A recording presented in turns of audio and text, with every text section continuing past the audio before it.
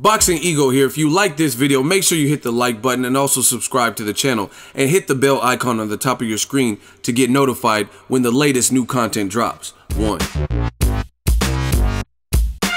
What up, Fight World? It's your boy Ego, and I'm back with some more boxing. Back with Boxingego, the numbers.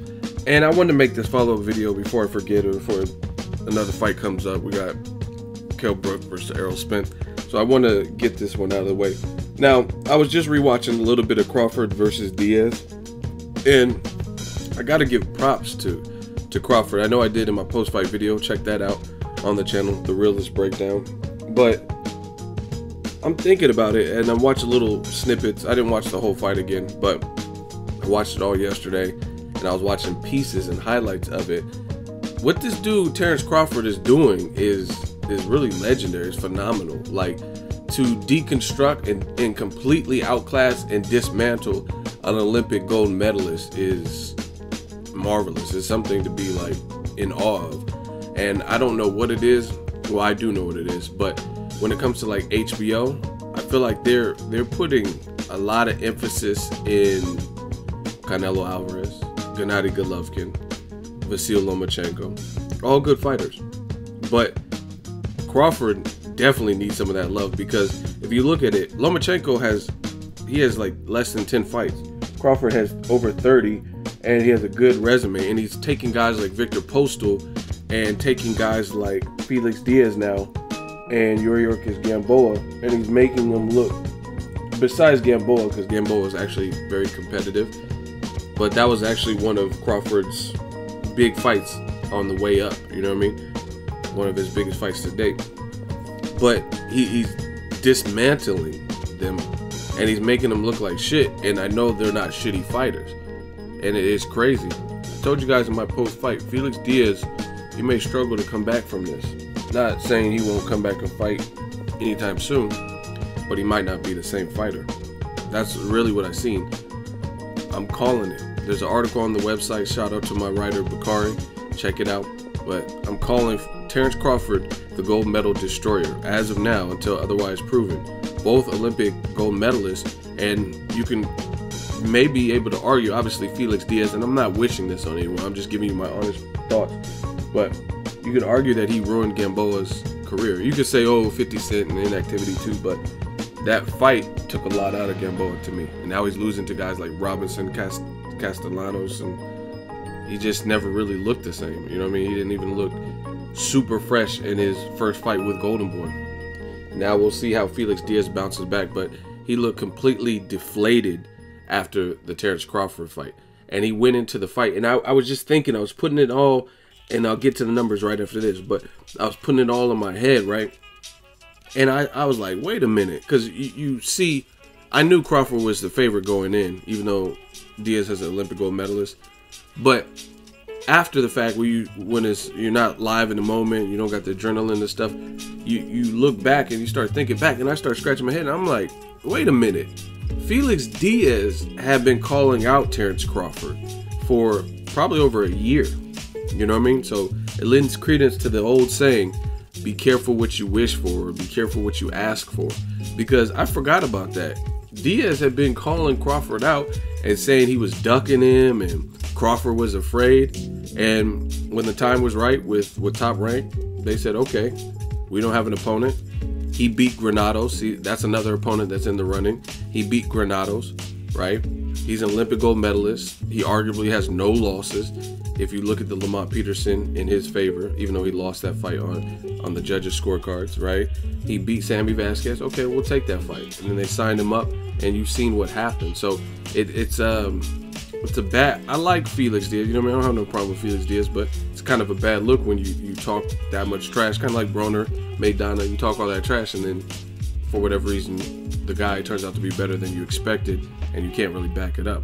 But I'm thinking about it, and I'm like, man, certain guys, I told you guys, Guillermo Rigondeaux, El Chacal, Floyd Mayweather, Terence Crawford, they come to mind in terms of these clinical surgical beatdowns, and a lot of people have not been the same. You know what I'm saying? Like, besides Canelo, most of the guys, and to defend that, Canelo has looked better, you know what I mean, has a shot to beat Golovkin, but I think a lot of it, they kind of stayed away from similar styles to Floyd Mayweather. They did fight Erislandy Lara, and that's the other fight that he arguably lost, you know what I'm saying? So they haven't really been in there with the Floyd Mayweather style of fight. They openly said, Team Canelo openly said, they don't want to fight with no Willie Monroe Jr., right? But Terence Crawford, let's take a look at some of the numbers. This is just phenomenal stuff. Now, for Crawford Diaz, Terence Crawford landed 59% of his power shots, and Diaz landed 46 in his previous 8 fights, and that number was reduced in this particular fight, right? 59% of your power shots. That means you're landing at will. That's almost equivalent to when fighters say, oh, he fought a punching bag. Like Canelo, I'm sure he had high numbers. I don't even know if his numbers were as high versus Julio Cesar Chavez Jr., who literally didn't look like he was trying, looked like the weight killed him or whatever, and he didn't really provide much resistance. So 59, that's 60%. That's crazy. That's like, I mean, do the math. 60% of your shots, basically 59%. That's phenomenal. And to add to this domination, in the final 3 rounds, Terence Crawford landed 63 of 98 punches thrown, right? Which totals to 64% of power punches.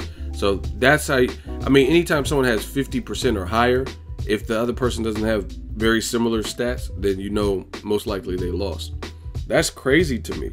So that goes to show you the level of accuracy and the picking of shots. And we've seen it all night.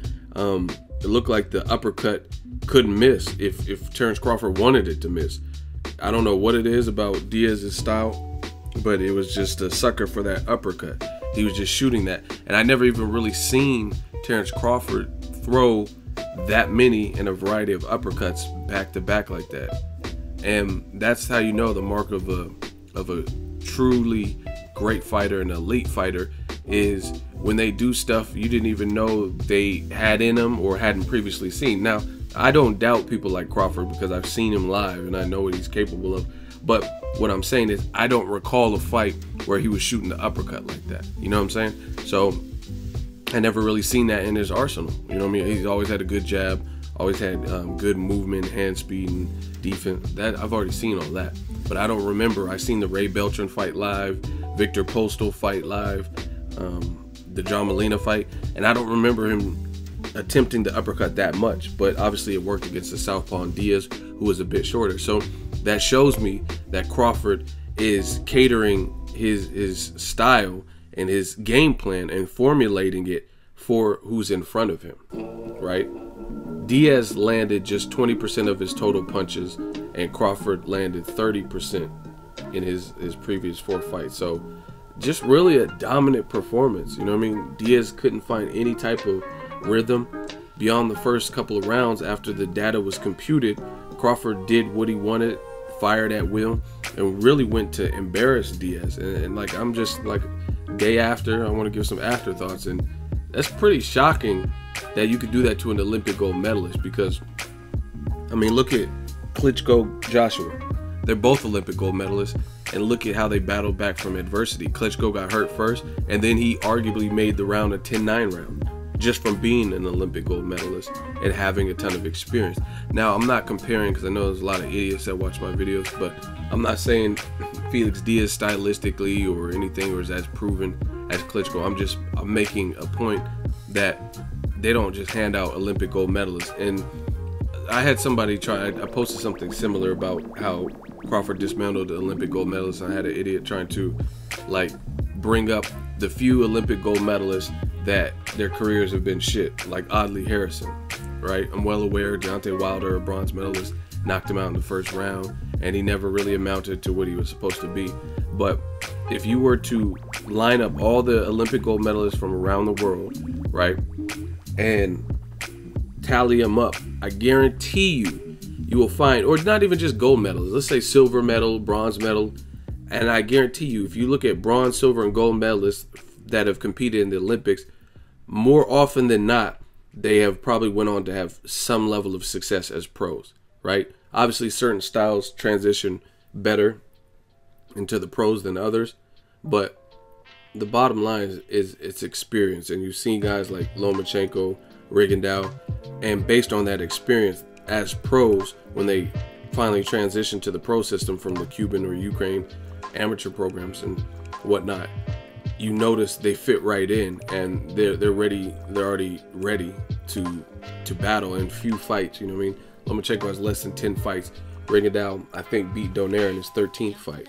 So that's pretty amazing, because worst case scenario, Olympians kind of know how to survive, and they've probably felt other power punchers. And I have literally never seen, out of all the Felix Diaz fights, and I've seen a couple of them. I've seen Felix Diaz versus Adrian Granados. I've seen Felix Diaz versus Sammy Vasquez. And I also seen Felix Diaz versus Lamont Peterson. And obviously he beat Sammy Vasquez handedly. Lamont Peterson, I had Peterson winning, but it was definitely close. He also fought Gabriel Brasario, who fought Paulie Malignaggi not too long ago. And I've never seen him look as bewildered as when he fought Crawford. And I see a lot of people hating and saying Crawford, oh, that's because Crawford's not fighting someone his own height. Height doesn't matter in boxing if you don't use it right. You know what I mean? It could be an asset to you. It could be an advantage, but merely being tall doesn't get the job done. Because if I'm not mistaken, Sammy Vasquez, let's look at it. He's 5'10", right? At welterweight. And Felix Diaz was much shorter than him. And guess what? He beat Sammy Vasquez, right? And Felix Diaz is listed at 5 foot 5.5 inches. So he's actually just as tall, if not taller, than Terence Crawford. Terence Crawford is listed at 5'8". You know what I mean? So it's not just about height, it's about what you're doing in there. A lot of people don't know shit about boxing, but shout out to Bud, the Hunter. Anxious to see what he does next. Those are the numbers. Let me know what you guys think. I'm just kind of reliving the fight. Like I said, to watch some highlights. I can't wait to see his next fight, man, because if it's Julius and Dongo can scrap, but it's hard to bet against Crawford. He's in the zone right now. Let me know what you guys think. Drop it in the comment section. Make sure you share the video, like the video. As always, hate, comment, and subscribe. Till next video, it's Ego signing off. So if you enjoyed this video and want more content like this on the channel, you can show your appreciation by going to the PayPal donate button or the YouTube support button, and you can donate any amount that you feel is equivalent to the value of this video. Much more to come. Thank you guys for your support. Boxingego, the future of boxing.